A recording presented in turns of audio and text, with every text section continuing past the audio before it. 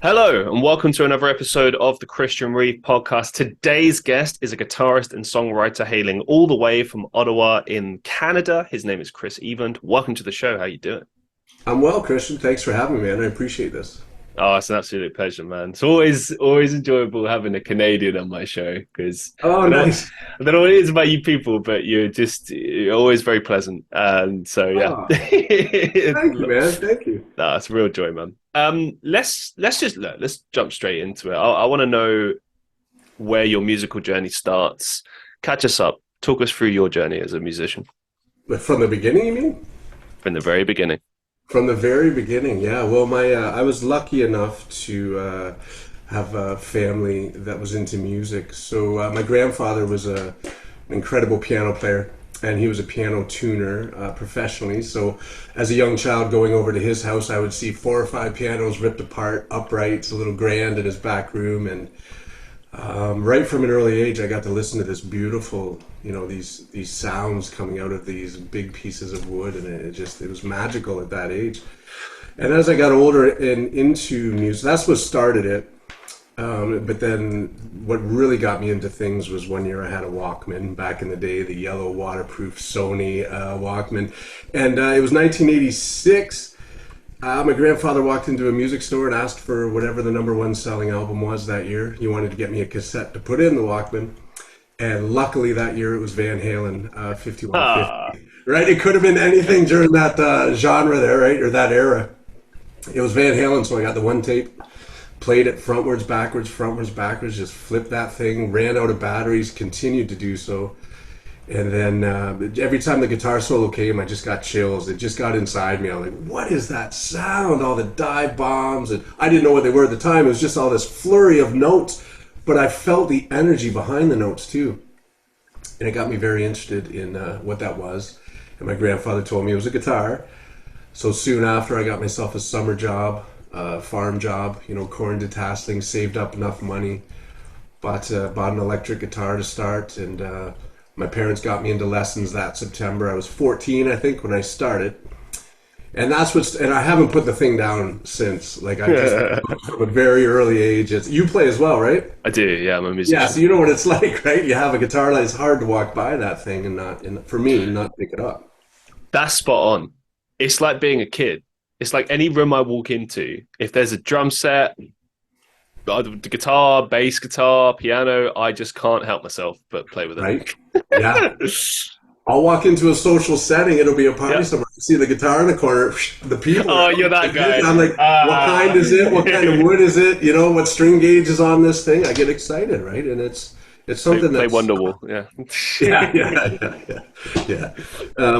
So yeah, that's how the journey started. And then I just started, I think as all guitar players do, you find a guy that plays drums, right? And then you start jamming that way, and then another guy plays guitar, and then someone has to either switch from guitar to bass, right? Or you're lucky enough to find a real, a true bass player, and then that's how it starts. And I've been in a number of bands over the years, cover bands, tribute bands, original bands, and I've been very lucky. I've played with some very talented people, some incredible humans as well, on top of their music ability.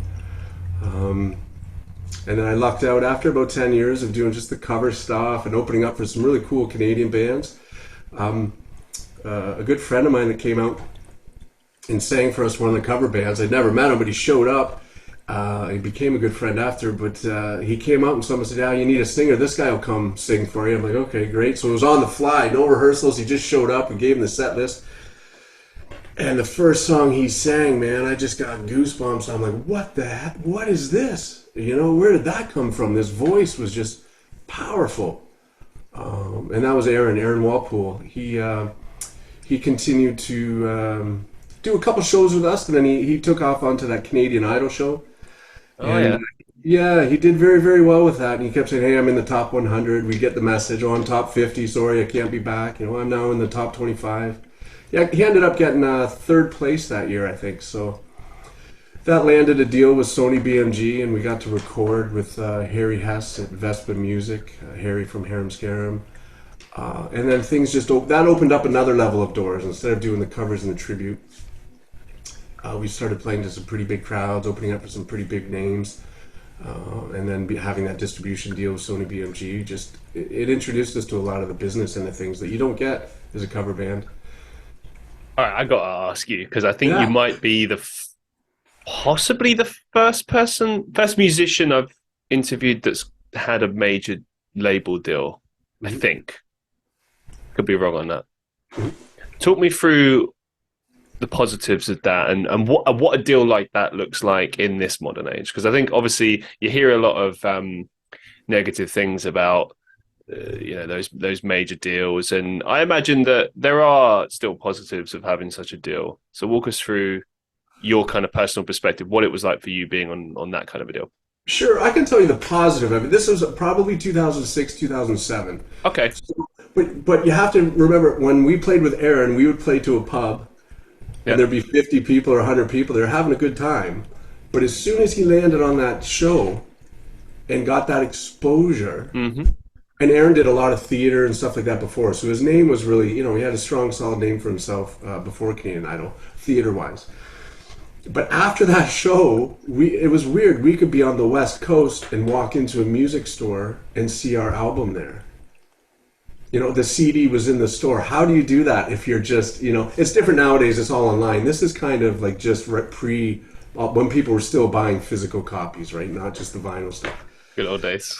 Yeah, the good old days, right? So where we did a bunch of acoustic sets at music stores, and people were lined up outside and around the corner waiting to see and hear Aaron sing these songs, right? Which was going from this to that quick.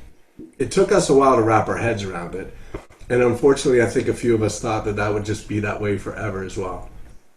Right? Oh, this is great. We could just we can quit our jobs. We can. We were all factory guys. We all were. Two of us worked at Ford Motor Company, and we just said, okay, this is it, right? But the positive end of it was a distribution deal through Sony BMG, so the music was everywhere, right? But there was right at that time, and Harry Hess was the one that pushed to get that for us because he was signed with, I think his band Scarum was with Warner Brothers, but he knows a lot of the business end of stuff. But he landed us the distribution deal with Sony, so the music was out there. But it's not like we had a deal like where you hear some of these people that get a full ride and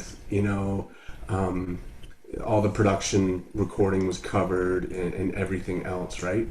But I could tell you some horror stories, man. I know some Canadian bands, I won't name them, but as soon as they got signed, it's a great thing. But then they would say, well, you need a video. And again, this is 2006, 2007, 2008. You need a video. And back then, videos were $200,000, $250,000. So they would put a video out for this band, but now that wasn't covered. That was like a loan. So we'll take care of that, but you have to pay it back with your album sales. So what? Oh yeah. So with the album sales in Canada too, platinum here in Canada is not like the States where I think it's 1 million is platinum album sales. We're 100,000 here in Canada, right? Okay, I'm just going to interject for a second. So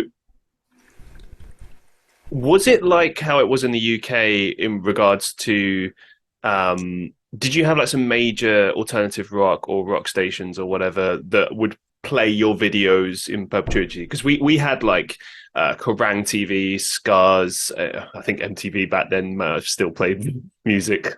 But point is, you would have your songs featured with the video online constantly. And obviously that was the beginning of YouTube where, so I think 06, 07, 08, you began to see those videos on there. But point is, there wasn't as many platforms as there are now. If you have a music video, if anything now, music videos are kind of like, I don't know, there is still an interest in it, but it's not really like as big as it once was. But back in the mid 2000s, it was huge. So talk us through a little bit about your visibility of videos in Canada at that time.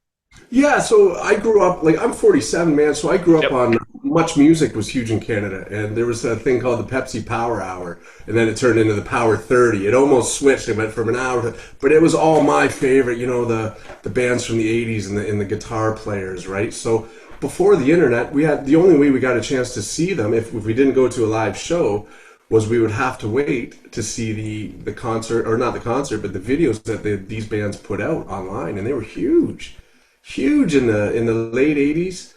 into the 90s and mid 90s, right? And even when the genre switched to that whole Seattle thing, there were still videos coming out to promote that. Right. But you're right, now with YouTube and everything else, there's nowhere to. I don't know a lot of people that have cable TV anymore that they go on and see any music videos, so it's all online.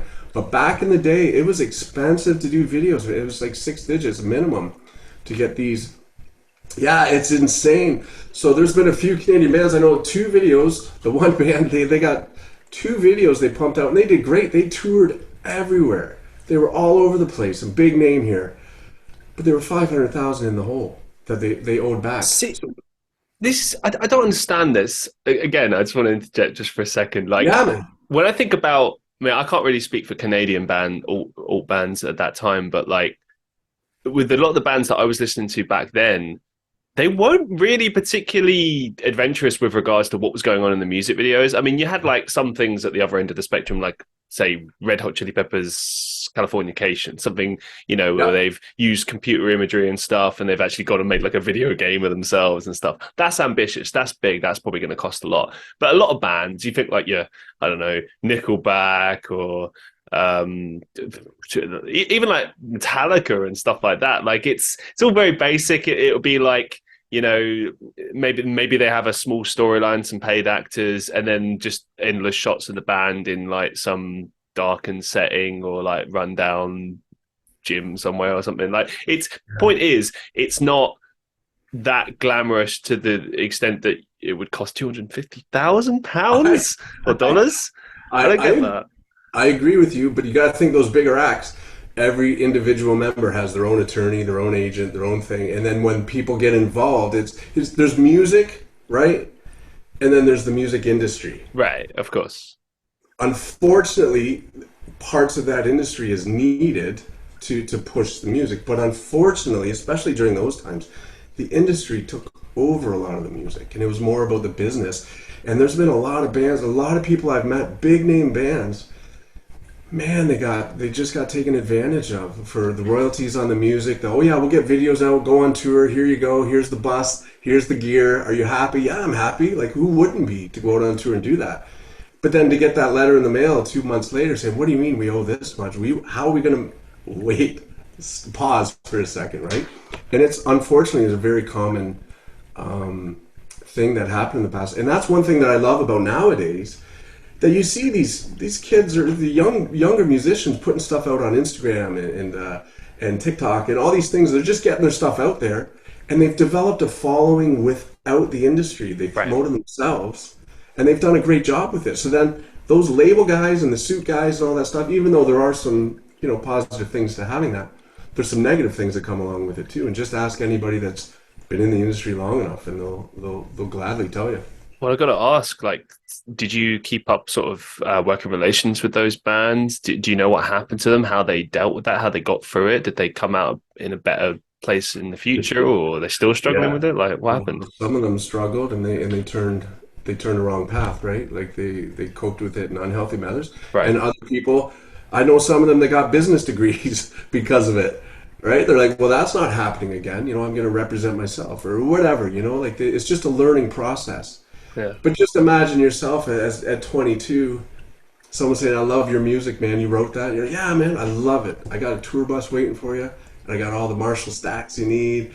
I'll get you endorsed. And you're just like, yes, you're a yes guy. I don't know anyone at that age who'll be like, well, hold on, let me check the fine print and let me make sure that everything's covered, right? Everybody back in that era anyways was very, very eager to play. Just get on the road and all I want to do is play music, man. But to recoup that money is tough. It's tough. So without the videos nowadays, it's when bands go out, right? Like merchandise is a huge part of their income in the live shows now, because someone told me a while ago there used to be hundreds of bands that sold millions of albums. Now there's millions of bands that sell hundreds of albums. Yeah. No, it's interesting to me, like how bands these days, like how do you make your money really? I mean, I've heard with streaming, it's like peanuts, It's really bad. Yeah. So what, merch, I suppose, merchandise, touring, that's the only way you can really make money, isn't it? royalties, Yeah, I guess, yeah, as well. royalties, but that's again the album sales are less now, right? So royalties are Well, there. when was that? Think about it, when was the last time you bought an album? I mean, I don't know. Maybe it's just me, but like I think the last time I genuinely bought an album was it got to be like 10 years ago, Hmm. something like that. That's probably the norm. Like I bought just recently a vinyl for one of my favorite Ah, bands. see, yeah, but right there, that's Yeah, I get that's different though, isn't it? Like yeah, I get what you mean. Like I feel like anyone that's buying physical media now, yeah, you're buying because you're a fan, but b it's because you don't need that. Do you know what I'm saying? Like you need right, it in the sense that you want it because it's nice to have, but you right, don't need it to listen to it. You can just put it on a streaming right. platform. And if you look at my vinyl collection, I'm not buying anything that's brand new coming out vinyl. Yeah, I'm buying stuff that I already know I love, and it's being re-released or remastered or whatever, and then I'm picking it up that way. But yeah, I don't physical sales. It's kind of shifted away from that, you know. Except for the diehard fans, but back in the right. day when the new album came out, I remember for some of my favorite bands waiting at a music store 3 hours before they open in the morning. I was one of those guys in line. Like when Van Halen dropped an album, or the new Metallica or whoever, I was in line. I couldn't wait till 10 a.m. when that store opened and just wait and get my physical copy before they ran out. Go home, read all the notes inside of it, listen to it. It's not like that anymore. It's songs are kind of presented in a here's a song. And I think society today, they listen to it for 10, 20 seconds and they make their decision then if they like it or not. Yeah, I know what you mean. Like I grew up in a similar era. Like I'm a little bit younger than you, but like I do remember going into like CD shops like a HMV, Yeah. and that's how I discovered. That's how I came across Megadeth, for example. Okay. I became a huge Megadeth fan because of their cover art. Like I looked at it and I took a chance on. You ready for this? Yeah. Rust in Peace Yeah. and That's So the Far So album. Good, So What. I looked at those and I was like, oh wow! And Rust in Peace, for those who don't know, is definitely Megadeth's best album, but one of the best thrash metal albums of all time, and just a genuinely excellent heavy metal album from beginning to end, like considered one of the best. And I had no idea that I was stumbling across that. I was still Yeah. discovering like metal bands at the time. But to your point about the experience, like that was part of the experience, just endlessly looking at the rock and metal section. And then but it's a commitment. You buy that album, you go home, and like even if you didn't like the first 20 seconds of it, well, you've committed to that now. So now you're going to Right. sit down and listen to the whole Right. thing, and I don't want to say like force yourself to like it, but you're going to try to find stuff you like it, and then through that, it is an experience. Like Yeah. it's I purchased this. I'm going to listen to it. Right? Where today is out, skip, skip, skip, shuffle, shuffle. But I have to ask you, I'm curious how you responded when you heard Marty Friedman. My opinion is that's some of his best playing on that album. so you don't think it is, or you do? Oh, I do think it is. Okay. Yeah. Yeah, I mean, that's the best lineup, I think, hands Yeah. down. Nick Menz's drumming was particularly exceptional. Mhm. Um, I did like Peace Cells, particularly. I thought that was excellent too. But there was something about the way Rust in Peace is produced. And here's something interesting as well, just to get on the production side of things. Yeah, yeah. So the only thing that's really wrong with Rust in Peace from a production standpoint is it's a little bit quiet. Obviously, you can just Mhm. turn it up on your system, but like the base level for it is quite quiet. And now, Compressed a bit, right? right, and like now Yeah. that I remember for a time in the early 2000s, everyone thought like, oh well, the answer to that is just turn everything up loud. And there was this whole period of no, the problem is not production, it's turn everything up. And it's like that's Yeah. not the answer to everything. But interestingly, around that time, Dave Mustaine, the lead singer and guitarist of Megadeth, decided to remaster all the old albums. I think this was 02, 04, something like that. Around that time that he like had an arm injury, so he had a lot of time on his hands, and he Yeah. decided to remaster. Now, the problem with that is it's always cool to have a remaster, but he made it more difficult to get the original. So like I see a lot of bands do this where they replace the originals with the remasters, which I absolutely hate. Offer it as an alternative, because when people go back and they remaster things, they either do their vision of what they think it should sound like in today's day and age, and sometimes that can help complement an album, but often it gives a different interpretation of that album. Plus, what Dave decided to do was go in and re-record a bunch of stuff. So like we're talking different solos, different vocals, and he did it for Rust in Peace, he did it for Peace Sells. It kind of worked a little bit with Peace Sells, and it worked especially well, I think, with their first album, Killing Is My Business and Business Is Good. Great album, Tom. Because the original recording was terrible. Like, it's a well-known fact that they spent all their money on drugs and then had like maybe a couple of grand left to record an album, and they just about pulled it off. Craziness. They learned a little bit from their mistakes on Peace Sells, but not really. So when you go back and you listen to the remaster of the first album, it works. Second one, it's up for a debate. But Rust in Peace, the remaster, '02, sorry to say, it's awful. It's just everything's super loud. There's reworked vocals, reworked solos. It's like the equivalent of like, no, I can't say that. I wasn't going to say anything controversial, but I was going to say something that I think is a little bit unfair.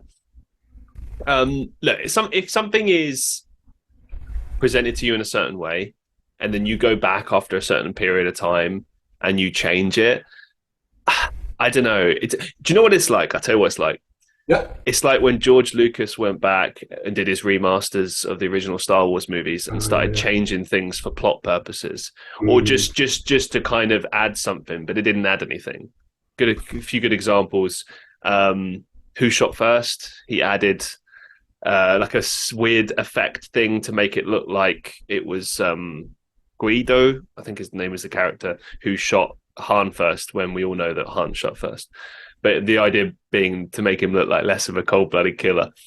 I'm going into like nerdy territory here. That's okay.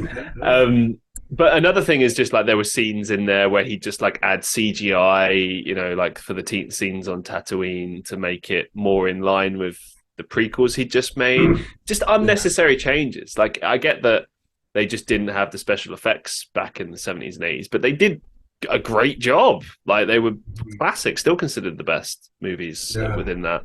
And my point being with this is like, whenever you go back, it's a risk. And I just think that you should always offer it as an option as opposed to a replacement.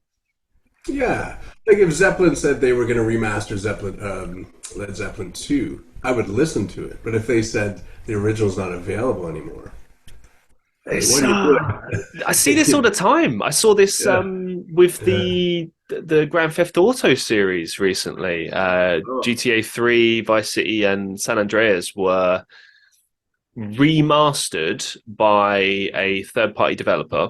So Rockstar, the developer, basically handed over everything to this third-party development team, and they created something with Unreal Engine, and everyone hated it. Because, you know, it just wasn't very good, to be honest. Yeah. Sometimes change is good, right? But Well, here's the thing. I'm sure there's many people out there that love the changes. And for what it's worth, there are some changes there that look pretty cool. But the problem is, Rockstar made the original games unavailable. I don't know if they've brought them back or not, but they've sort of replaced them with what many people would term kind of inferior replacement. And bring it back to music, I mean, I would consider the original the original production of, say, Rust in Peace as superior to the crappy remasters that came out years later. That's the thing. It's cool that they do it, but we all have different ears, right? We all hear things different.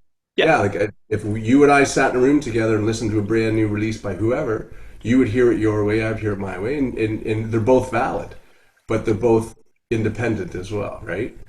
I think it's with things like music, it's tough because it's all subjective. But I think that you got to go with what the majority is kind of saying. Do you know what I mean? Like, I'm not talking like as far as like how something is written and stuff like that. That's just up for you know. I completely agree. I think it's just subjective. But when it comes to production, see, that's different because that's like how what is the best way to hear this? Do you know what I mean? So, like for instance, classic example, and Justice for All, bass is turned down. Why? Why is the bass turned down? Well, we know why. We know why. Yeah. But and why have they never released a version that has the bass intact? They've got the masters. It's possible that they've chosen not to. I'd love to hear it because that album is tough for me. Great music, great songs, great band. That's a tough one for me to listen to. Oh, it is, isn't it? Yeah, once you become a musician, you start working in producing and stuff. Monster bass player. Oh, yeah. That platform, but again, there was two people that made that decision, right? But anyways, we are going to we are going to see Megadeth May 9th. They're coming here to Ottawa at the Canadian Tire Center, so I'm excited to go see them. I hope they do well for you, man. Yeah, first time seeing them. Yeah, I have mixed feelings about Megadeth live. I don't know. All right, man. That's all right. They're good, I think, from a technical standpoint. But I think the thing that I was quite disappointed with is they're the musicians band. They're the sort of band that you go and see if you're a musician and you'll appreciate it. But like, if you're expecting like a show, you're not really going to get anything that's particularly like. If you go and see Metallica, that's a show. That's a performance for sure. That's like you could see them. I've seen them like 4 or 5 times now, and I must say every time it's been amazing. Yeah, I've seen Megadeth twice. First time I was just thrilled to see them because it was good. It's just hearing one of your favorite bands. It's always going to be good. And I will say, when you go see them, it will be fantastic. It'll be tight. It'll be because like one thing you could say about Dave Mustaine is he's always had an attention to detail. He's very OCD when it comes to that sound. So it will be tight. But that's kind of it, really. I mean, but it's again. It really depends what you're looking for. If you just want to see them perform the songs that you've listened to, then that's what will happen. But no, I remember like crowd interaction when I saw them the second time was odd. Like he'd come on and he'd just be like, he's introducing Hangar 18 and it was just kind of like, yeah, this song is about aliens. And then just starts playing Hangar 18. And I was like, no. Like this... Like I grew up and this is huge. Like the whole song is about conspiracy theories and the government and Roswell and stuff. Like build it up, man. Build it up. Build up the come on. And just no. Really? I've never seen. But I'm used to going to shows too. Like I'm a huge Dream Theater fan. I love Dream Theater. Oh my god. They're my amazing. gosh. Amazing. Sorry, go on. No, man. They're one of my favorites, and they put on a show as well. Excuse me. But I'm going there for the music, man. They don't need to put pyro on, or they don't need anyone dancing on stage. I'm just watching John. And I will say it's not just to be clear, it's not just about. I'm not just talking like visually when I talk about performance. Yeah. What I mean is interaction. Gotcha. Do you know what I mean? Like when you go see a band like Megadeth play live, you're just seeing them play. I don't know how to explain it. When I saw Dream Theater, they did have your visuals and stuff, but like you can tell they're into it. They riff off the crowds. There's interaction. They play to that. They do things like you get to choose set lists and stuff because obviously with a band like Dream Theater, they've got so many songs and it's crazy. Like I remember when I saw them the first time, they played like 6 songs. And that was like 3.5 hours. Yeah, well, that's like 2-hour show, 6-7 songs. I was like, oh yeah, mad. I forgot like Octavarium's like half an hour. Like, but they're so grateful too. They're just humble, grateful. Some of the best musicians in the world are on stage together when they perform. It's crazy how talented they are. Absolutely. And I know they get a lot of flack from some musicians, but at any point, I've known a few guys. Oh, it's too much, or it sounds like video games and this and that. And at any point, I just take a guitar and I'm like, here, man, just show me one riff of Dream Theater and tell me how easy it is, They're No, never. pretty talented people, man. Speaking of pretty talented people, you're a very talented musician. Oh, thanks, brother. Talk us through, how you became the lead guitarist of your current band, Gelatin Skelatin. Oh, that one, yeah. It's I think it might have been Band Mix. So we have this. It's kind of like an app. It's like Tinder, but for musicians. Nice. It is. Yeah, you can kind of swipe and you can listen to audio samples of their singing, playing, or demos or whatever. It gives a little bio, where they're from. It's been a really cool app for me because my wife and I just went down to New Orleans in January, and I just jumped on there a couple months prior to, and it's a great way to network with people. And I got a chance to perform and play with people. How else would you do it, right? Like, I got to ask though, does it work? The functionality, is it the same as Tinder? Do you swipe? No, swipe it's right not. No. It's more like a classifieds. Like you just you can break it down to if you're looking for a trumpet player, bass player, whatever, and it breaks it right down. And then you don't have to connect or anything like that. You just pretty much shoot them a message and get it going. But the singer Brett Kelly reached out to me, or somehow we connected that way. But then that's right when COVID was just starting, so there was no getting together, there's no rehearsing, all that stuff. So Brett just said, "Are you into like glam, big hair, rock, metal?"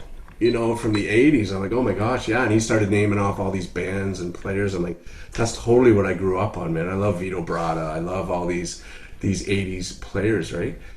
And he said, well, I want to piece something together that honors that style, but kind of, modern. Not so much the Steel Panther stuff, just kind of original music that had that edge to it, just kind of some energy to it. So COVID happened and we didn't talk for a while, and then right when it started to get back to somewhat normal, the phone rang again, and it was Brett, and he said he's ready to go. And I went online. They had a couple videos out already, but I don't think they had performed anywhere live.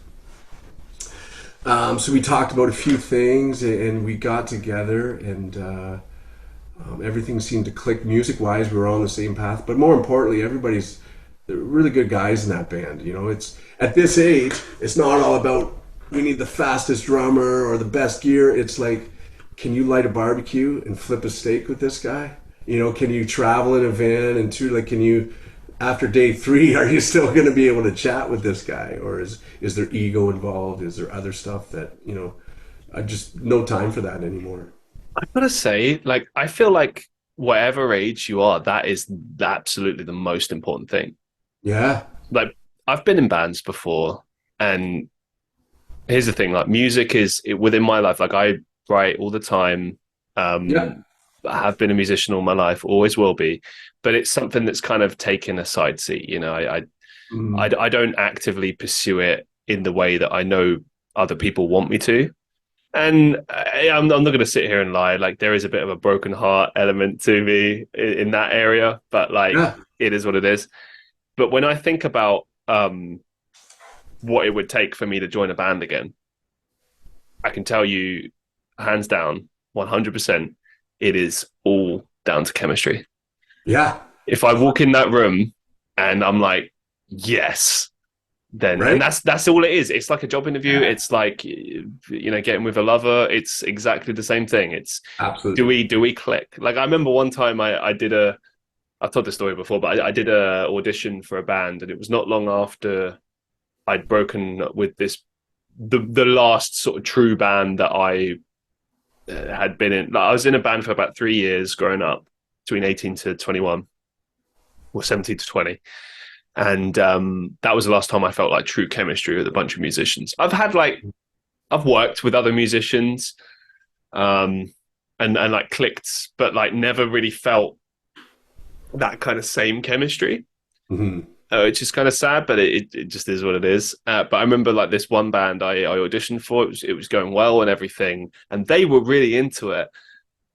I just didn't feel it. I just wasn't feeling it. And they were like, oh, and they felt really bad. They were like, oh, you're not feeling it? Like, I thought we've got something here, haven't we? And I was like, to me, It's like pretending that you love someone or something. Like you just can't do it, man. It's just mean. You're just letting someone down. Like just don't do it. Especially with original music, because if you're writing stuff together, it has to like if it's.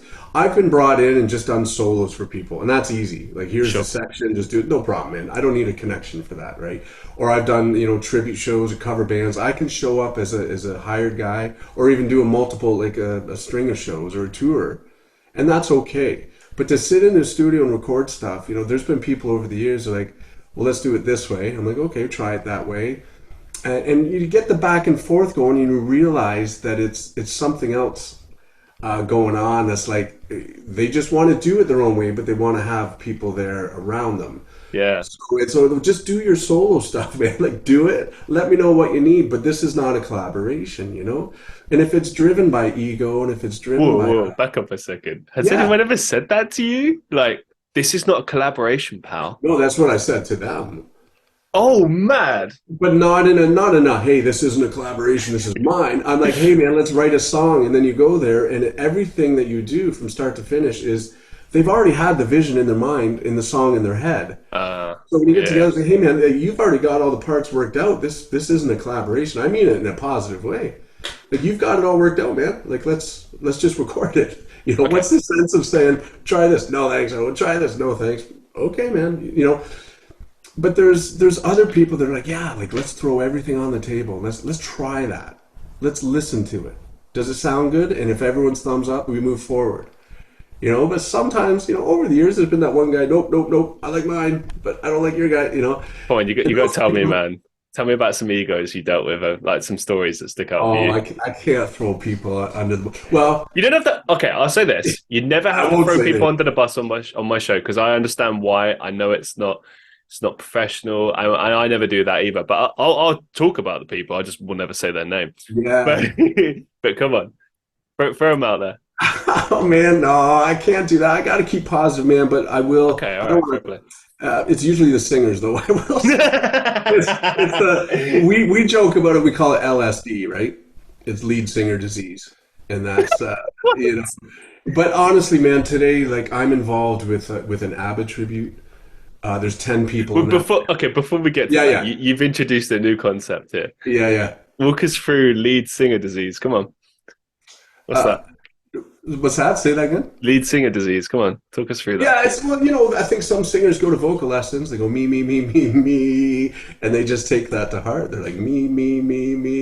All right. I mean, like that's just a joke. That's just a joke in the industry. Okay. Yeah. No, I've been pretty lucky, man. All the guys like John Millis that I play with, one of my best friends, and we've got some new music coming out. Aaron Walpole is a singer. He zero ego in that guy. Super humble.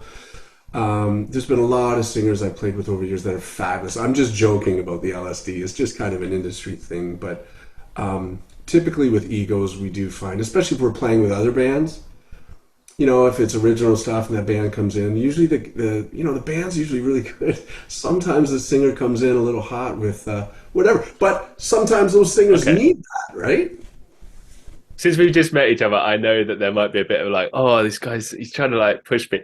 I'll share some stories with you about bad experiences I've had, put your mind at ease, and to show you what I'm trying to do with this. So every musician has ego stories, from people they've worked with to people they've played with. I think the biggest examples for me, look, in my first band, I was the ego guy. I'll put my hands up and say right there, I was the reason that my first band ended, because I was a jackass. But I was a young, ill-informed jackass. So that's the difference. I learned. Anyway, but it was never like that I thought I was better than anyone in my band. Au contraire, I thought that our band was excellent. And we genuinely were excellent. And I thought that we could have gone a lot further, and I pushed them a bit too hard, and I kind of sucked the fun out of it. That was the problem. But then the crazy thing for me is when we started playing with other bands, then I really started to see ego. Best example, I remember I was playing a show one time, and this isn't funny. This is just sad. So I'm playing a show in London with my then band, and I think think we were headlining, but we had to sound check first. Yeah. So yeah. You're headlining, yeah. Yeah. So I think so. I don't know. I don't even remember. But it was that awkward kind of thing where it wasn't, we never had big crowd or anything. Often you'll just end up playing to the other bands.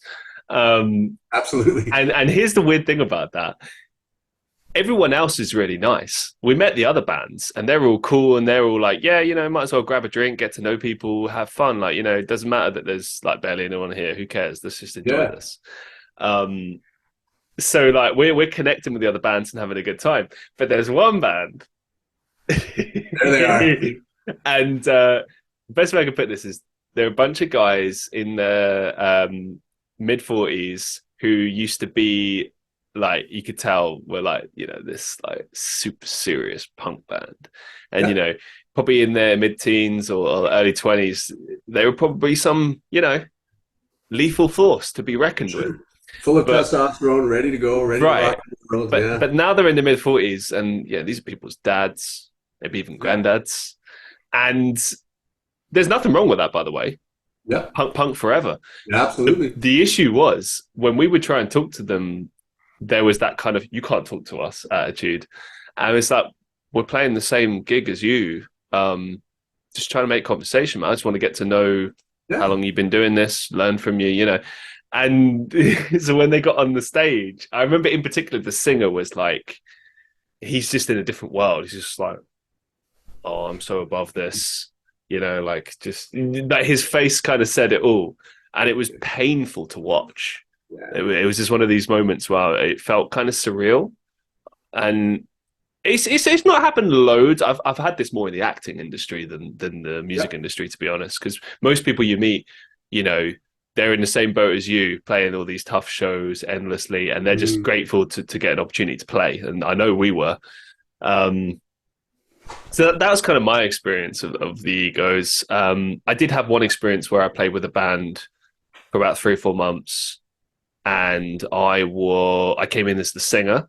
I knew this band because I played with them with my previous band, and their lead guitarist used to be the singer, but he kind of introduced me into the band and wanted me to be the singer. We got on very well. The rest of the band liked it. The fans of the band liked it. They were like, yeah, this works. Like, we got something here. And then the singer one day just turns around, his guitarist turns around to me one day and goes, oh, no, I need to be the singer again. I can't have this. There it is. Yeah. There it is. And it was he was a brilliant guitarist. Fantastic. Fair enough. He was an okay singer. Yeah. Not saying that I was like amazing compared to him or anything. We were both, but that was, I was taking steps to do that. And that was like my main thing. And I kind of fully respected this was like their family, and I was kind of coming in. And that's another thing to bands, it's the family element. And I tried everything to be part of that, but it was clear there wasn't a place for me in that. Yeah. And it was weird, it's very strange joining a band that is like, it's how I imagine Rob Trujillo must have felt joining Metallica. Like when you get to a certain level or whatever, it's like it's no longer a family thing. It's like business almost. It's very much so. Yeah. 15, however long he's been in there now, I don't even know. It's been a decade and a bit for sure. He probably still feels like the new guy there, right? Like, well, it's weird, isn't it? I mean, I imagine it. Maybe who knows? Honestly, like I just think I go back to that Some Kind of Monster documentary, and there's some people that still called Newsted the new guy, like that were fans of when Cliff was in it. Like, but was 3 albums? Yeah, like I feel like Easton had 50. Like how many did? Yeah, it's crazy. Cliff was the original. Newsted came in and was accepted but hazed, but he was very much part of the family.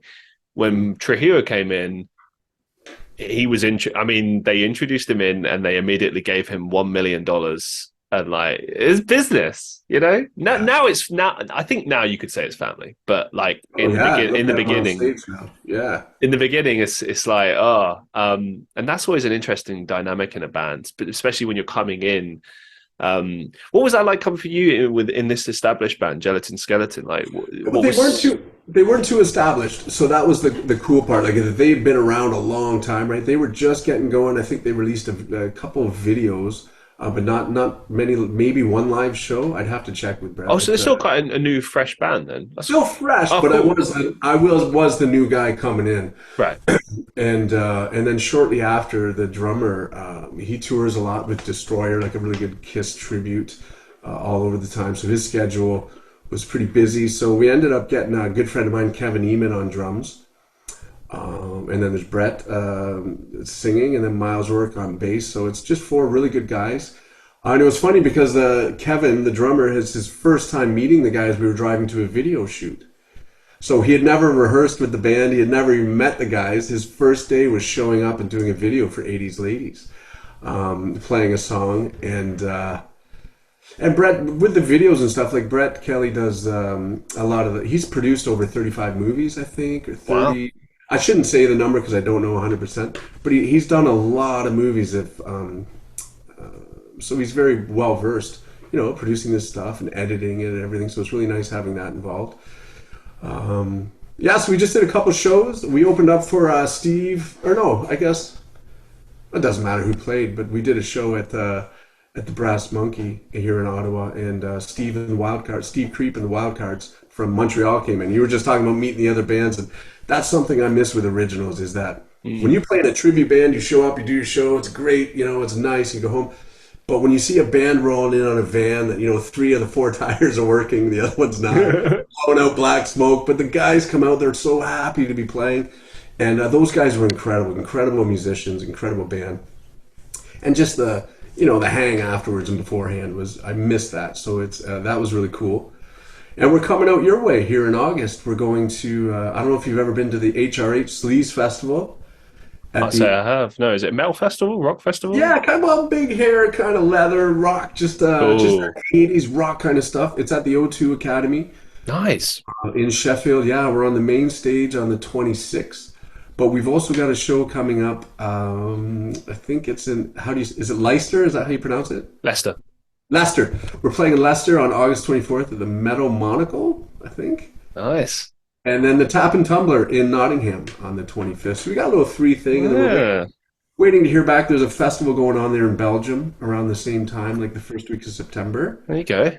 So hopefully if we can tie things in. But for right now, we've just got those 3 shows locked in, and looking forward to coming over to the UK, man, checking it out. I'll say, if you do come to Manchester, I am there. I will be there.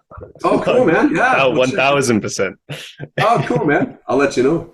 Absolutely. Best of luck with those. So you mentioned that you've been in tribute bands. I want to kind of explore this a little bit. Yeah. Talk us through, I know you've already sort of touched on it a little bit, but talk us through the differences between being in an original band versus being in a covered band. And also, tell us some things that other people might be surprised to know about being in a cover band. Maybe some things that, you sort of come across that you hadn't anticipated as well. Yeah, tribute or cover? Okay. Well, let's go there, because that is a different thing. Yeah, okay. Because you're in a Abba tribute band, so let's run through that first. Sure. So we'll get to the differences soon. The Abba tribute is a really cool thing. It's a 10-piece band. There's no tracks involved. Wow. Okay. Yeah. We have 2 keyboard players. The singers in this band are absolutely incredible. That's what separates this band from maybe some other tributes or whatever. If you hear the people in this band sing the harmonies, like I think there's 7 or 8 vocal mics when we play out of the 10, and the harmonies that they work out it's beautiful. It's a thrill to play with this band. And the best part for me, coming from 2 decades of playing Crazy Train and Van Halen and everything, the guitar starts or the drummer starts, the guitar just blows up, right? Some of these Abba songs, it's all driven by keys, so I'm just finding these little holes, these little, a couple notes here, a couple chords there. It's not driven by guitar, so as a guitar player, it's nice to kind of go back a bit and go, I can just find the spaces now and do some harmonies with the keys, and it's a fun gig.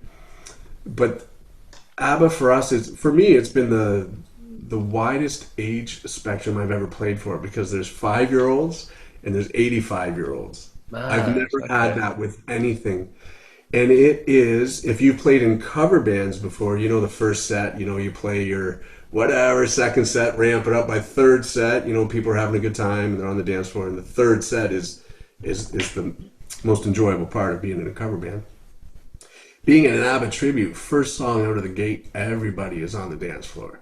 Everybody's happy. We've seen people in there. We don't usually sound check in front of people, but if, you know, there's a couple workers in there or whatever venue we're at, as soon as we sound check a song, people are dancing, and we're just testing levels. And that's just ABBA. It's fun music. It's I don't know. We've been really lucky. I think the last 16 or 17 shows have sold out, and we're just coming. There you go. Yeah, man. It's getting into the soft seat stuff now, right? So we're doing theaters. We're traveling. We're doing the east coast of Canada here in June. There's talks about playing up in Iqaluit, which is like Northwest Territories, way up in the Arctic, which is crazy. But I think that's fairly new. That's just a couple years into that band, but I think it's going to open up a lot of opportunities for us to travel and see different parts of the world, really, with that band, if we allow it to. It's a fun show, man. It's interesting as well because, I mean, I know that ABBA right now is what exactly is it? It's a pre-recorded show that they're promoting, isn't it? Something like that. Is that what Voyage was? It was because they released a new album, which was incredible to hear, and it was good. It was a good album. It was all right. I personally, it didn't blow me away personally, but it was just so amazing to hear them release music after all this time, 30 years later or whatever it was. Yeah, and I think it's suffice it to say that they still got it. But yeah, they crucially they chose not to perform, because one of the reasons why they never kind of, which I think is cool, they retired at the height of their fame, and they always said they wouldn't get back on stage because they wanted people to remember them how they were. And I always thought, you know, that's really cool. And they finally come back. They change their mind. They're like, do you know what? We will put some new music out, but we're going to do, I guess, like a 3D tour where they've got like young versions of themselves. Hologram. That's it. Yeah, it's a hologram show. Yeah. They built a stadium to do this. Yeah. They didn't have a venue, so Benny or Bjorn, one of those guys, just said, well, we'll just build a stadium then, and we'll hold it there. So they've done that. Yeah, it's they're timeless though, right? They're just... Absolutely. If someone asked me, like I asked a few guys when we needed a Bjorn, I asked a few of my musician friends, you know, do you want to try out for an ABBA tribute? It's just like, no. It was just a no. And it's not a shot at ABBA. Huh. They were just, they're like, no, man, I don't think, because they think of the outfits maybe, or they thought, you know, maybe they have to wear something silly, but we're not like that. We don't do the wigs and all that stuff. Oh, no, really? Okay, that's interesting. So it's... We dress the part. You do? Okay. So the two front, Andrea Valois and Christine Irons, the two female singers up front, they wear the outfits, they do the thing, and then our Benny and Bjorn definitely, but it's not too, some of the tributes out there, they put on wigs and they do that, and that's cool. That's the thing. Yeah. I'm not knocking it. It works. But it's just something we collectively as a group said we're not going to go too far that end of it, right? It's more about the music. We do have some imagery. I think the most interesting thing as well is, as I was saying, they're like, ABBA is not really like performing live like how, okay, you've got many tribute acts that perform, and it's like, it's always incredible. I've seen quite a few go by, and there's like a lot of work that goes into it, and it's truly exceptional. But the thing that always intrigues me is when it's an artist who you can't go and see live anymore, either because the artist has passed away or because they've retired. And there's lots of good examples of this. Like there's an amazing George Michael tribute act. I can't remember the guy's name, but he looks so much like him. It's actually kind of heartbreaking. But incredible. And I wonder, like, what's your thoughts on that? Like, because you're kind of providing people with something truly special. Then they're never going to get to see ABBA live. So Yeah. you're giving them that opportunity to see what it might sound like, you know? Just thoughts on that. Yeah, I like the Journey tribute here. Oh, you okay? I'm here. Yeah. Sorry, I thought you froze there for a sec. There was a Journey tribute that played here a little while ago, but Journey was playing here the month after. I'm like, I'm going to go see Journey, right? Not a tribute. But the ones that I performed with over the years, like I did, and what made me open to doing the ABBA was I went from the cover band stuff right into Roy LeBlanc had an Elvis tribute. And Mm. he went down to Vegas and won, best Elvis in the world competition kind of Wow. thing. Okay. Yeah. Well, I think they hand those out once a month there, right? But that kind and I'm not minimizing it. Roy's incredible, but with that kind of title from Vegas, that opened up a lot of doors, and there was a lot of traveling there. I was a backup guitarist. If their main guy didn't want to do a tour, I got lucky. I'd jump in the van with those guys and do this. But that was my first time going from a cover band to, oh my God, like this theater is full. There's 800 people in here, and they're all looking at the band. They're not playing pool and at the, doing their thing, eating their meals and not looking. They're staring at us. So my introduction to the soft seats was with Elvis, who people couldn't see anymore. And then we did Roy Orbison as well. Same situation. I think Johnny Cash at the end as well. And, so all those musicians that people can't. But hearing these people come up that had seen Elvis over the years, and hearing them say, "Oh my gosh, the music tonight was amazing," and it brought me back. It was like a time machine. And Yeah. some of the women, you saw them crying during some of the gospel songs there. They get really emotional and wrapped up in the moment. And Wow. yeah, so it's been pretty rewarding being in a lot of these tributes, and especially ABBA is just so fun. Like, there's nobody after an ABBA show that's in a bad mood or negative energy. It's just smiles and dancing and people, their comments online from that show of just, it makes it all the rehearsing and all the fine tuning of stuff and all the work that goes behind it, because it's a big show to set up and tear down, right? It makes it all worthwhile, just getting all that positive feedback from people. It's fun. Best live experience of all time. Oh man, I always say the next one, right? Just to put it out in the universe, it's going to be the next one. That's good marketing. Well, oh man, My best show, it hasn't happened yet. yeah, that's right. Yeah, it's my next one. Yeah, I think my first arena with Aaron Walpole, it was walking in. We opened up for, I think it was Colin James, Jason McCoy and the Roadhammers, maybe someone else. It was the arena, and it was the kick drum soundtrack that. And we always dream about playing in an arena, and then the arena was full, because Colin was there. He's incredible, and Aaron's voice in that arena was just, I still get goosebumps thinking about that. So I think that's one of the big highlights, was playing in the arena for the first time with him. Just visualizing that all through my teens, listening to the Walkman, thinking about what it would be like to be on a stage, and then hearing original music coming out of that too, and all that stuff. So yeah, that's probably a highlight. And then having some family there to witness it too was really. Oh, that's special, man. Yeah. Yeah, Having your yeah. family there to see you. I've always wanted my family to see me play live. I did. My step uncle did see me actually once, which meant a lot. It was completely cool. out of the blue. Yeah, I was like, wow, thank you so much. Like, I didn't even invite him. He just turned up, and I was like, oh my God, like it meant a lot. Right.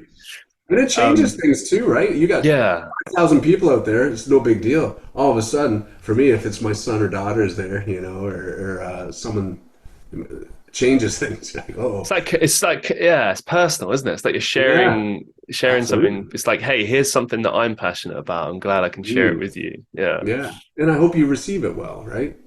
absolutely. Okay. Worst live performance or live experience. Oh. Hmm. There's always one. There's always one. Come on. God tell me there hasn't been. The first thing that comes to mind is Hooligans Holiday. That was a band that we got together, and it was before Aaron sang with us. So the singer came, and he wanted to do something different. Okay. And I don't know, man. We were just a cover band, and he came out. Nobody knew. Like, we did sound check, and he went away, and he was a different cat.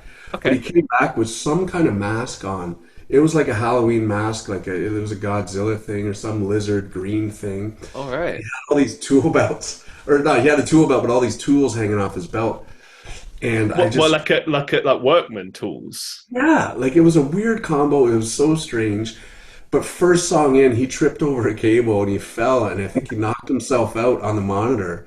So, like, it was first the bizarreness of this guy wearing a lizard on his head, and then he fell over and was knocked out, and we stopped. I'm like, what is going on? So was that the first song of the sound check? Sorry, I didn't. First song in the set, right? People just, and then boom, he's out. We're like, Did you just have to like poke him with the guitar, like, "Hey man, we still got like 20 minutes, like 30 minutes. Come on, wake up." I thought it was because I didn't see it happen. So I looked down, he's lying down. I thought, okay, is this part of the show? Like he's a list. I didn't know what was happening, man. It was there was a lot going on there. So what did you do? Did you just have to like stop and wake him up and? Man, I can't. That would be 90. I don't know, man. I don't remember how it bounced back, but that's probably how we ended up getting aired at the next couple of shows. Did you finish the show at least? Like, was it? Yeah, oh yeah. We would have Yeah. finished the show. We had enough singers in the band; they could have taken over. Yeah, we had some talented Okay, guys. right. Yeah, I Man. don't have any of those. Honestly, man, like these days, there's really no. It's pretty smooth, and we've all been doing it a while. So Yeah. but back then, yeah, I've got some crazy stories. Yeah, we've seen a lot, right?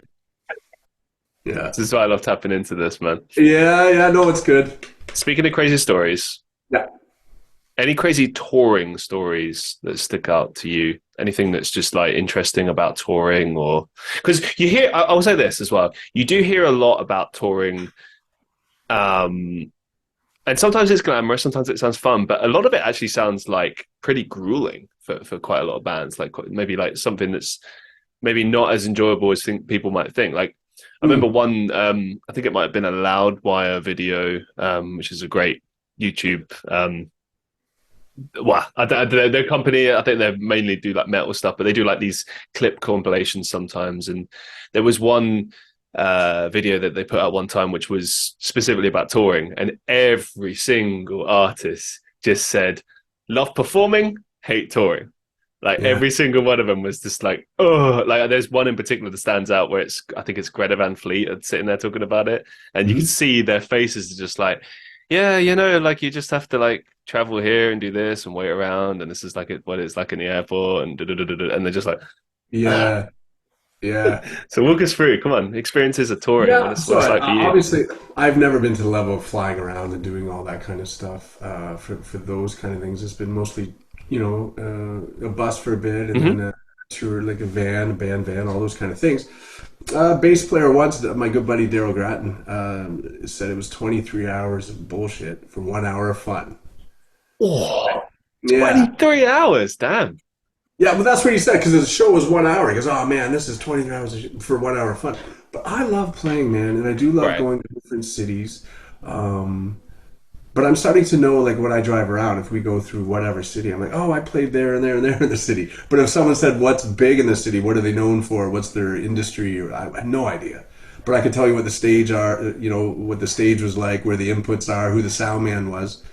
Um, So it's changed over the years. Before it used to be, right? We were younger, so we would go out to a pub in the area and we would do our thing and then show up to the show, and it was kind of a party thing for a bit. But then now it's enjoyable. I'm in a position now where I travel with my wife, and we have Nice. our show and we have our load in and our tear out. But beforehand, like we'll go explore the city. We'll go check Yeah. it out, see what it has, and and it's just more of a travel vacation. But there's a show at night, right? But I do know back in the grueling days, yeah, like getting a 4 p.m. slot on a festival isn't fun, man. It's a good time on stage. You're like, yeah, there it is. But like opening up for Kiss in 2010, we thought that was going to be Wow. amazing. Yeah, but it wasn't. You went, you did it. Some of the crowd was there. It was at 2 o'clock in the afternoon. Kiss Right. was still in LA. They hadn't even flown to Canada yet. No way, really? Yeah, like flying, everything set up, they do the thing, go home. But we weren't allowed backstage during that time, and like all the Oh, opening what? bands. Oh no, man, not with them. All the other bands that we've done, it's been really good. But no, with Kiss, it's like as soon as you're done, you get your gear, you go, you're off, you're out of that back area. Yeah, they wouldn't allow Oh, it. that's a shame. Yeah, so you get That's excited about. and you pump it up and you tell everyone, right? They're like, "Oh, are you going to get a picture with Gene?" You're like, "I hope so," all those things, but it doesn't happen. So Damn. there's some letdowns. There's been things on going on the road, man, driving 5 hours to a pub, and oh, sorry, we're double booked. We're using this band because they have a following. Yeah. That's outrageous. Oh, it's crazy. And they're like, well, but we need the gas money. We just drove here. We're in our 20s. This is challenging. What do we do now? Is you got to wait a night. And a lot of those bars back in the day, but when you played, if it was a bar on a strip there or whatever, they would have like accommodations for the bands up top, right? So they would have a room. Now it would just be a mattress on the floor. I'm not talking anything. A Yeah, mattress on like the we got floor, accommodation, and it's like, running water, and no sheets or anything, right? But at that age, you yeah, didn't care. You were on the road. But if you didn't play that bar, you didn't get that room. So jeez. there's been those over the years too, right? It just stuff like that always just outrages me. Like I saw I recently watched the Anvil documentary. Are you familiar with the band Anvil? Yeah. Absolutely. So for Yeah. those who don't know, Anvil, I'll give a quick synopsis. A thrash metal band right at the early era of thrash metal. The beginning of the documentary, because I think the documentary was filmed around 06, 07, and people liken it to being like the real life Steel Panther. Not Yeah. Steel Panther, sorry, real life Spinal Tap. That's the one. Aren't they Uh, Canadian? they are Canadian, yeah. Yeah, yeah.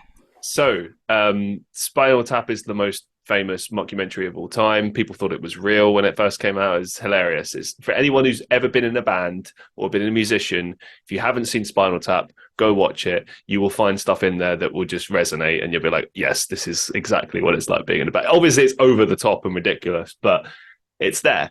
Anvil is like almost the real life version of that, but in a kind of sad, tragic way. And it's confusing because very talented band. They were like arguably the template for like thrash metal in the very, very early days. We're talking like 83, something like that. Mm. And there's this joke that a lot of the bands that went off and became big kind of said that like what happened was Anvil set the template, everyone ripped them off, and then everyone else became successful and they didn't. But they had every reason to be successful. Mm. And there was no reason they shouldn't have been, right? And in this particular documentary, Lemmy is interviewed, and he says that Lemmy of Motorhead, he says that that they had all the factors and everything there. It's just that right band, wrong time, and Yeah. sometimes it is just being in the right place at the right time. And so that's kind of the beginning of the documentary. It throws you in, and you see the lead singer is working a pretty tough day job, and then at night he gets to perform these gigs, keep doing the show. It's obviously 20 years later, and it kind of this documentary kind of follows them fly on the wall, and it shows everything from them getting to record a new album overseas to them doing like a mini European tour. And it's so painful. And there's a moment, this is why I wanted to bring this up, where they go play a show, and this guy refuses to pay them, and they've just played the show, and he has to he's threatening the guy.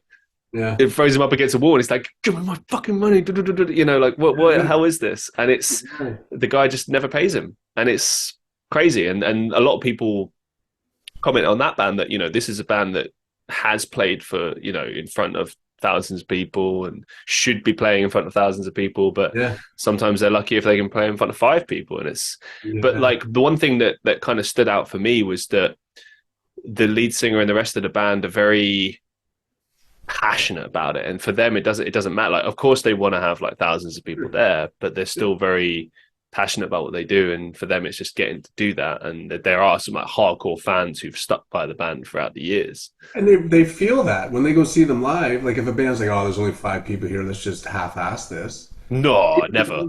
Right? Yeah. But that's an attractive quality for a fan to be like, "Oh my, they gave it. Like there was only 50 of us here, but they gave it their all," and that's a really good thing. I used to know their light guy, Gus. I forget his last name, but he used to do a venue somewhere in London, Ontario. Gus something, but he would always talk about Anvil. For a while they would want just white lights. They took all the gels out, those old school cans, right, the really hot ones that on small stages they'd be right here and they melt the side of your face. But they took out the gels and they did all white. But he was an incredible lighting guy. I just can't remember the venue, but yeah, just it's all coming back to me now with the Anvil dudes. Yeah, it's an interesting one. And then they kept going after that, but it was, yeah, I don't know, a very interesting documentary, I think. yeah. And yeah, just being in a band, man, it's not easy. It's not what you think it is. It's fun. It's great, but it's tough. It is. Sometimes nowadays, back then, people would be in one band only typically, right? A lot of the musicians I know that are out there playing multiple bands now, which can be a logistic issue at times with scheduling. But what I find is like going up and doing, Gelatin Skeleton, where I get to shred a little bit and turn up a Marshall and have some fun with overdrive and feedback like that. It feels good to get that out. But then I do the acoustic stuff too, like John Millis and I are putting out some original music. And then there's a nice melodic acoustic stuff, and then Abba's a little bit of that electric clean. So it's every spectrum I get a chance to do a little bit of this with, because if it was only Abba or only the Gelatin, like I would be craving all that other stuff to do, right? Like it's made me better as a player to play different styles. I teach as well, and I get guys coming in, real metalheads, and they don't want to learn a country lick. And I'm like, I understand you don't like country, you should learn it. No, see, this is the thing about being a musician as well. Like, because I grew up same way, elitist and all that. Like, no, it's got to be as fast as possible. It's got to be this, that, and the other. And then when you start, that's the thing. And then you start sitting and studying the craft, and you realize music is the big tree where everything is interconnected. And like, the metal comes from the blues. You look at all your favorite metal bands, even like Black Sabbath or something like that. It's all pentatonic scales. It all comes from the blues scales. It's all interconnected. Like country music is. I don't know how you couldn't be a fan of country music. It's incredible. Just anything. Amazing. Like even country players that don't like metal, like I don't want to learn that. I'm like, well, there's some stuff in there you might want to. Yeah. It doesn't mean you have to like it, but just learn it. Even jazz, like jazz is another lifetime for me. Like I don't understand those players. I wish I could, but when I hear it, I respect it because I know the level of commitment it would take to get to that level. It took me a while with jazz, but I gotta say, give it some time. You'll find some like I'm just getting into it now after years of being oh, that's your world, that's not mine. But now it's like I like listening to it, but the chord voicings. If you're a rock guy, if you're like Dream Theater and playing, which is intricate, tricky, very challenging stuff. Jazz is just your hands aren't used to playing those chords. They're very a whole nother level, a whole nother world. But it's fun. Yeah. Okay, what advice do you think you could give to aspiring musicians based on your years of expertise and everything you've kind of gone through over the years? What sort of sticks out for you? Well, keep playing. Continue to play. Don't listen to what other people say about your music. If it's originals, it doesn't matter. It's just how you feel. If you think it sounds good, then it is good to you, right? Don't listen to anybody say, "Oh, it needs this, it needs that." Just be yourself completely. And if you want to be a working musician that plays in multiple acts, just be humble. Leave the ego at the door. Don't have an attitude. There's so many people that you see that don't play in bands that are very, very talented. There's a reason. If you're very humble and you just show up and play the part and do your thing and do it, it's more of a personality thing for a connection, because it's a network. It's a family of people. And if you're known as that guy that's a person that's very difficult to deal with, a lot of doors close. Yeah. So I think staying humble, and the big thing is be a lifelong lesson. Don't say, yeah, man, I've been playing metal for 20 years. I got that down. No, you don't. I guarantee you don't. And if you think you do, man, call me and we'll talk about a few other things that, there's just the best players in the world still practice and still have instructors. They go. John Mayer still goes to guitar lessons. Wow, really? I didn't know that. Yeah, man. Yeah, he goes. I forget the guy's name. He's all over YouTube. Cool. Forget what he goes. Yeah, like and everyone you talk to is just Paul Gilbert still receives lessons. He still Oh, goes and Gilbert? Really? yeah, man. Oh, He's madness. not done learning, right? And Yeah. that's why when you look at Ian Thornley from Big Wreck, are you familiar with this band, Big Wreck? Can't say it, so no. Check them out, dude. They're from Canada. A couple of the guys Cool. are from the States too, but Ian Thornley is the guitar player, and he's one of the few musicians in my lifetime when I listen to the next album, you hear a progression, you hear something new, you hear something fresh. But and his first album is incredible. He just keeps growing as a player, and he's been playing forever. But he's just continuously evolving, learning new things. And his phrase, you'll hear one of his solos. You know how you hear AC/DC? Oh yeah, that's major pentatonic. That's minor pentatonic. They might switch to a mixolydian mode, whatever. You hear or Ian's, you're like, what is that? What what scale is that? It's all of them. He just takes everything and or Guthrie Govan, right? Do you know him as a player? No, I can't say that I do. Dude, that's another next level stuff, right? Like these players are just people that blow my mind. I don't understand, how they do what they do, but yeah. So my advice would be a lifelong student. Always continue to learn, practice as much as you can, and just be humble. Great advice. Thank you so much. A couple Yeah, of final questions for you, completely yeah, unrelated to what we've spoken to today. yeah. I Yeah. always ask my guests these questions.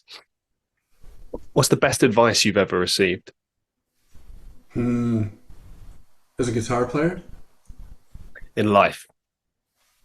well, I'm going to tell you the guitar player one because it's Oh, cool. yeah, yeah, please do. Yeah. Yeah, the guitar player one was when I was 19, 20, 21, trying to play as many notes as I possibly could in this little thing. There was a guy in a studio that said, "Have you ever listened to a saxophone player?" Hmm. And I was like, "Well, yeah, but not like I've never studied it." He goes, "Listen to them. Every once in a while, they have to take a breath, right?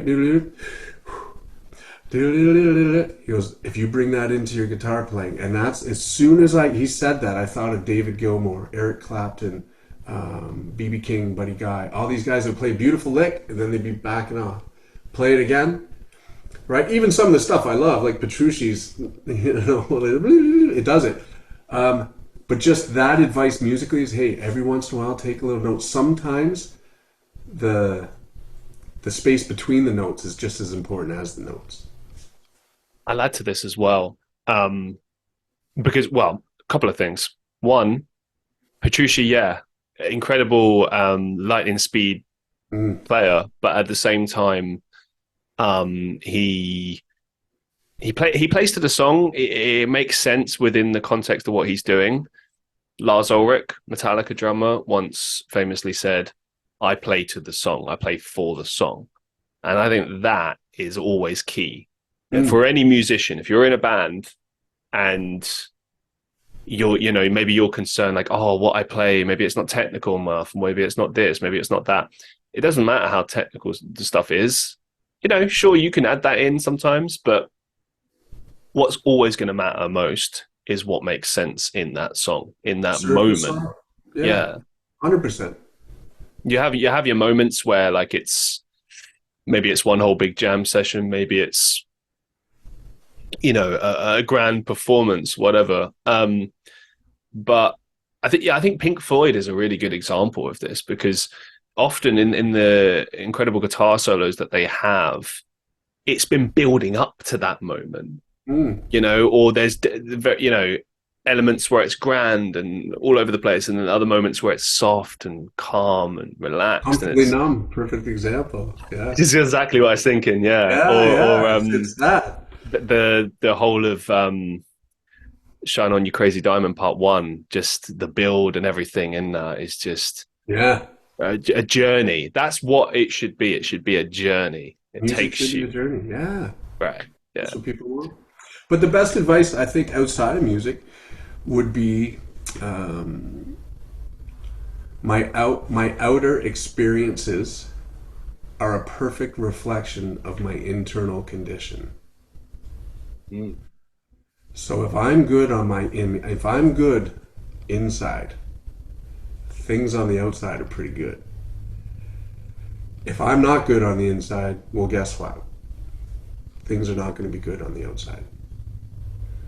So my internal condition, if I'm at peace inside, my outside is at peace as well. So it all starts, and that's why, not to bring music back in, my one instrumental that I released, it's called Within. There's no lyrics, it's just a guitar instrumental. I've got Forrest from Big Wreck and Gary from Honeymoon Suite played bass on it. That within just means everything's within. I used to ask people questions all the time about, not music related. And they say, you have the answer, it's inside you, it's within.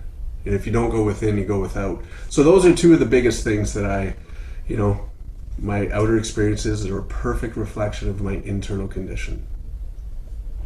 Absolutely brilliant.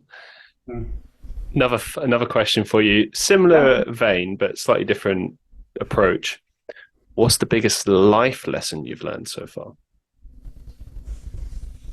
I think I'm still learning. Yeah. Me too, buddy. Yeah, right? Big time. So, every time I think I know it, I know nothing. Like what you said before about when you think you know it and then you know nothing. Dude, that with everything. Right? It's just, sometimes we think we're in the basement, right? I want to learn how to play guitar. We go up the stairs, okay, I've learned guitar. I'm like, no, you're just on the first floor. Yeah. This is a high rise, right? But I'm still learning. I think if you looked over here, I've got a bunch of music books and theory books, but beside that, it's a bunch of self-help and spiritual books, right? Cool. A lot of personal growth that I've needed to do over the years. It's been a process, but I think just living in the moment, right? Like that whole power of now thing is huge for me. So the biggest life lesson is not thinking about yesterday, last week, last month, 5 years ago. That's some negative energy. It could be.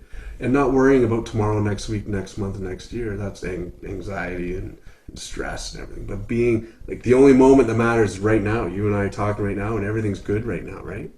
We are completely in the moment right now, and that would be my life lesson. Just live right in the moment, and then when that moment passes, you're in the next moment. Totally agree. I'm going through a bit of a difficult time in my life right now, and it's like I remember I was doing a live stream earlier today, and I was saying, I was looking forward to doing the show, and people say, in response to what you say, I'm going through a difficult time. They say, I hope it gets better. And I'm like, so do I. But yeah, whenever I do anything in my life, I'm all in 100%. Same with you. I'm right here in this moment with you, and I'm thinking about how amazing it is that I get to have these conversations with people across the world in a completely different place, different time zone, different ages, frames of reference, everything. Every single time I do this, I absolutely love it, and I'm reminded why I do this and why this show, why I started. To be honest, we're over 200 episodes at this point, and it's good for you, man. Thank you. It's a real kind of it's a journey. The whole thing is a journey. You go. It's coming back, right? Yeah. And you're being consistent, right? I know a lot of people that start podcasts and they'll do 5 or 10 episodes and then say, they stop. Just keep doing it. If you love, I can tell by your face, you love doing this, right? Just continue to do that. And I worked at a factory for 21 years, brother. 21 years, and it just sucked the soul out of you. And I'm grateful for the wages I earned, and I had a family, and it provided me with all those things. But I was a musician at heart in a factory, 12 hours a day, with all of this creative stuff going on in my head, and it didn't get used, And I thought in that moment it would never happen. I would get glimpses of, I can go on tour for, a week or two, or I can record something and you go back to the factory. But I put myself into a position where enough people told me to follow my bliss, follow your dreams, follow your passion. I do that now.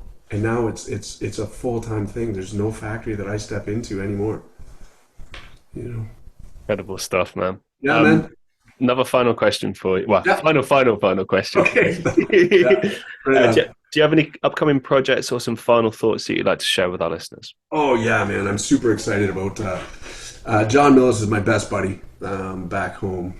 And we've performed as a duo for years and years and years, but we started to write some songs. We just released one called Moment in Time a little while ago, and it did pretty good right out of the gates, and we're just really excited as we've got a bunch of other originals that we just never, for whatever reason, we didn't record them or whatever, but we're starting to do that now with Randy Orr, good buddy of mine here in Brockville, and